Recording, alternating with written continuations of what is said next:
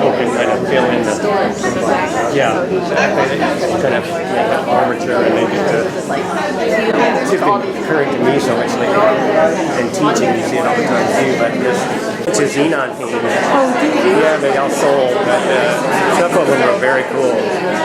Yeah. ArtWalk host Kelly Johnson. I'm the Executive Director of the Arts and Business Alliance of Eugene. We want to give, again, a special thanks to Holt Presents and the JoJo Abbott Residency for sponsoring this month's ArtWalk. JoJo Abbott will be in Eugene January 22nd through 26th for immersive performances, 2 community workshops, and a culminating concert.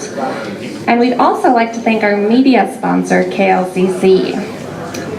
And I am very excited to be here. I'm fangirling a little bit because we have one of Eugene's kind of prominent artists here, Adam Grosowsky. And he's going to tell us a little bit about his show today and about himself. So let's hear from him. Thank you. Hi, everybody. Thank you so much for coming. It's a pleasure always, and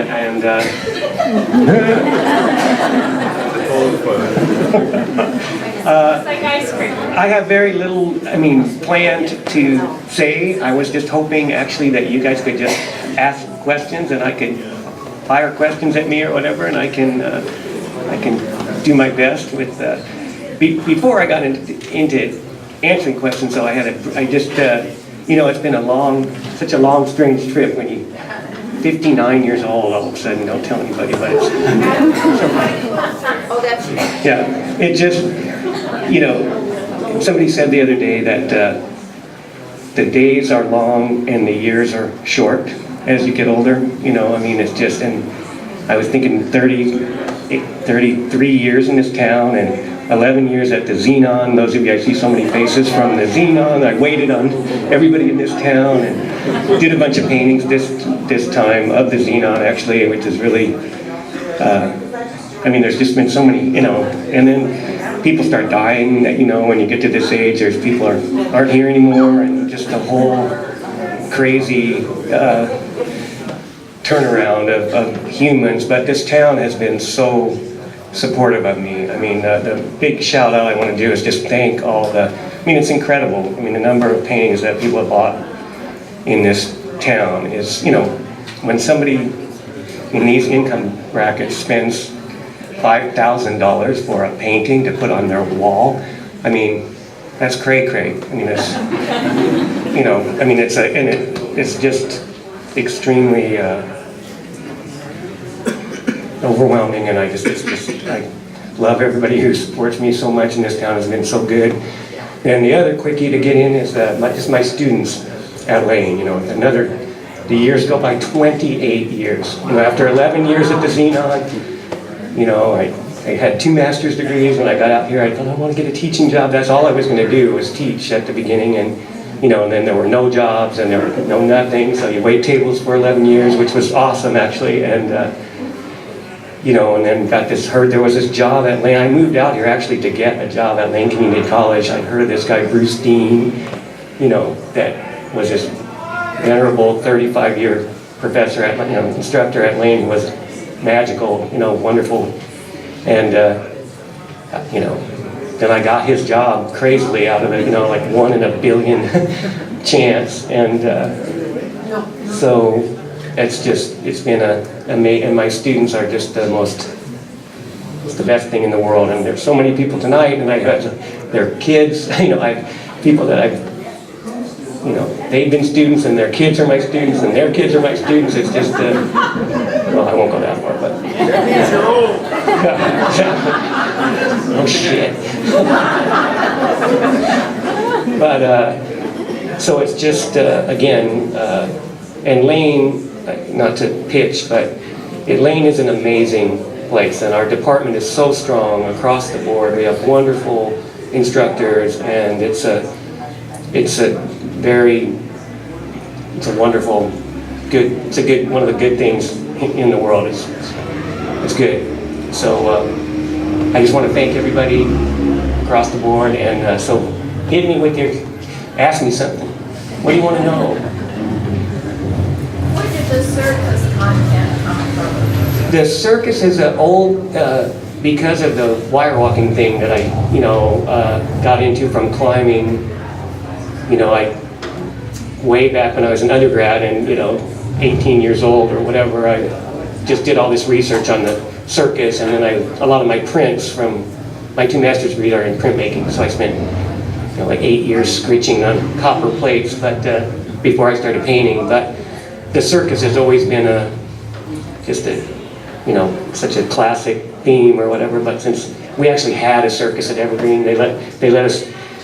I had a 30-foot tightrope at Evergreen. They let, with no net, no nothing.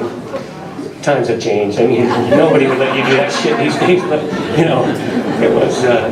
So I've just always. Then I kind of just kind of resurfaced.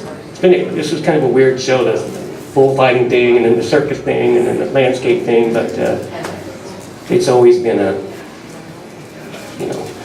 as I think in the reference that in the article in the paper, I always just think about throughout history, the people that have to invent themselves from nothing, no money, poor, broke, the whole history of the circus and Jews and acrobats and whatever, and plus, and the people in all this research I did recently, I came across all these images of people doing the actual performance stuff that they're doing is rather than the stuff people are doing today, and with no safety apparatus or whatever. It's just insane. And again, I'm trying to learn about the computer and actually using the computer, which I hate, but, just Google, Russian circus from 1900, and it's crazy. People are just doing fascinating, but that's yes. So your work seems to have a lot of narrative there. Storytelling, for me, it strikes me with narrative of some kind that I've always tried to figure out. So does that mostly come from the past, or does it come from something else? Well, that's a good question. I mean, I think, when you sit down to paint or make images, or make a pot or, sculpt, it's always kind of a subconscious narrative that's coming out one way, whether you intended to or not. That was one fascinating thing when I, after 8 years of printmaking and studying with Grosowsky and whatever, the last term at Iowa, I had to take an elective, so I took a painting class.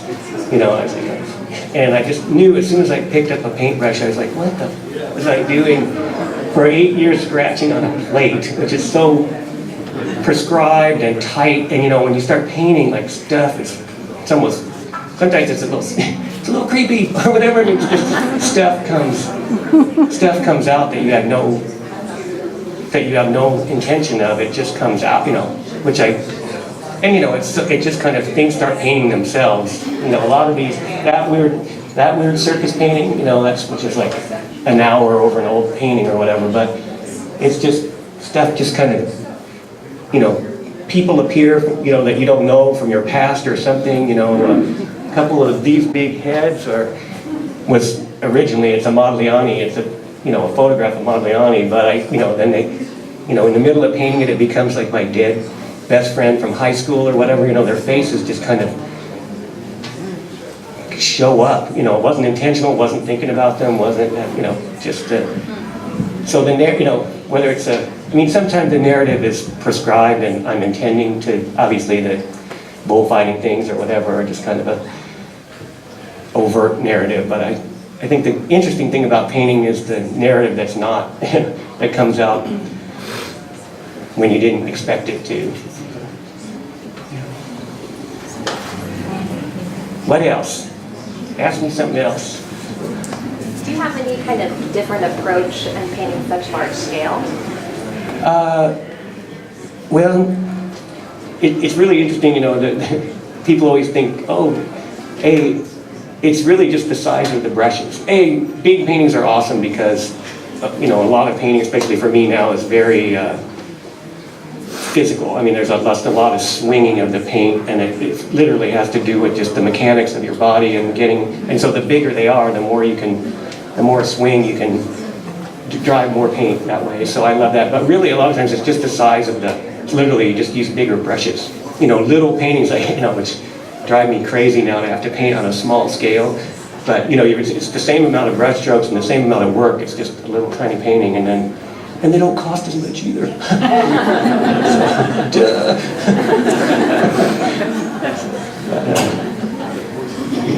Yes. Other than the visual, do you ever think of the relationship between slacklining and painting, the risk in both? Yeah, I mean, again, even doing this tonight, you know, the weird thing is, I mean, the physical dangerous things, the wire walking or whatever is, I mean, it's something that I enjoy doing, and but painting and having shows and having to talk to people like you guys or whatever is so much scarier in terms of, I mean, you know, people forget, and you know, it's just like teaching. I love teaching so much, you know, but I think I've been doing this for 28 years, and every time a new class starts, I'm like sweating like something that, you know, and just terrified. You know, it's so, and you're just like, dude, you've been doing this forever. You can do this in your sleep or whatever, but.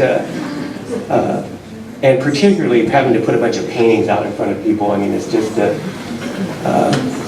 oh, speaking of which, what an idiot. Another person I forgot to mention is my lovely gallerist over here, who's like the best human being, and Han and everybody, the whole staff.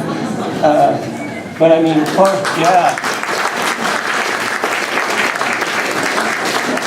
Well, you know, people have a lot of mythology about the art world and painting and whatever. It's a business, and it's a job, and it's a, you know, and the amount of work that goes on. I mean, the painter can do the painting, but you know, it took me a while to realize that how much the selling part and the interacting with people. It's a, you know, and plus there are a lot of snake assholes in the art world.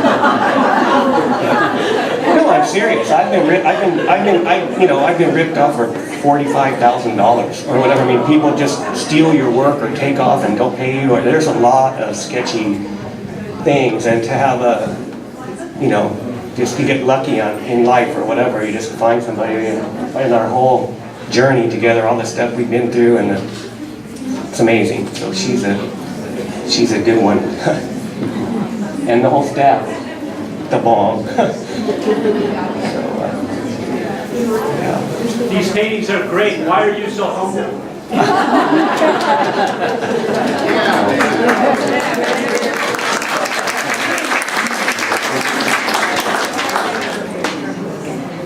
Good. Yeah, so I mean, I didn't count, but it seems to me that at least more than half your paintings are figures facing away from you. Oh, now here's a big brain. Here's a big brain. And I'm just wondering what's your thought on that? You know, that's another kind of subconscious thing. The question was, you said he cleverly noticed that a lot of, at least half the paintings, the figures are facing away. And my earliest paintings, when I first started painting, they were all like that. So little kids on the beach, or a single figure on a beach facing away.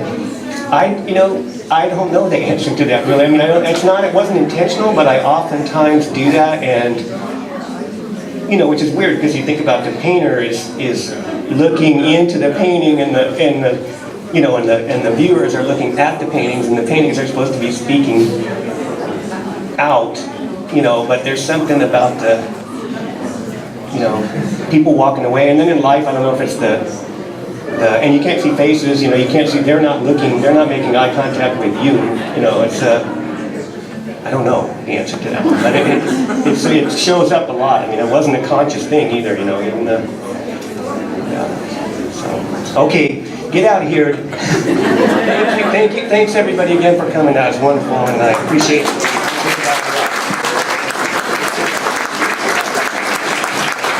Well, thank you so much.